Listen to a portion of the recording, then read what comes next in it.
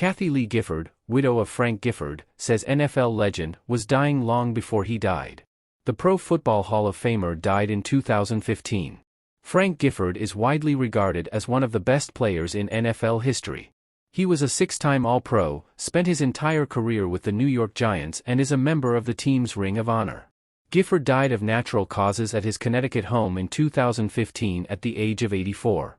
The Pro Football Hall of Famer's family previously said signs of the degenerative disease chronic traumatic encephalopathy, CTE, were discovered in his brain following his death. Longtime television personality Kathie Lee Gifford, along with her and Gifford's son Cody, shared some details about their experiences with Frank in their last days together. Kathie Lee and Cody spoke to people ahead of the commercial release of the documentary Requiem for a Running Back.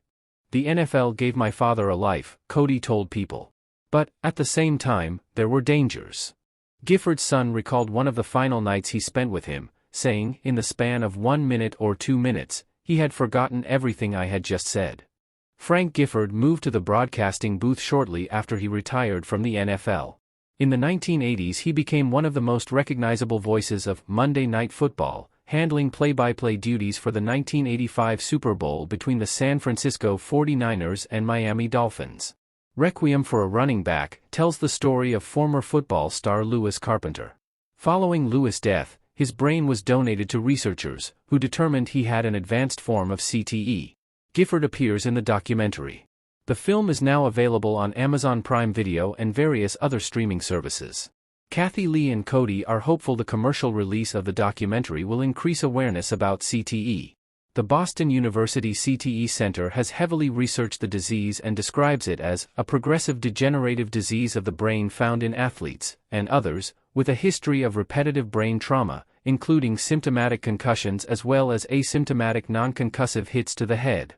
Kathie Lee says her late husband's brain scan left an unforgettable impact. "It was heartbreaking to look at it," she told People. "We found damage to the hippocampus, which is the center for short-term memory. It's the cumulative aggregate blows that you take over a lifetime." Cody had a brief run with football when he was a USC Trojans walk-on, but an ankle injury derailed his playing career. He said he is much more aware of some of the risks that can come with playing football. "It's an intoxicating thing if you grow up loving football your entire life," he says. "I lived it and breathed it. It's hard to walk away."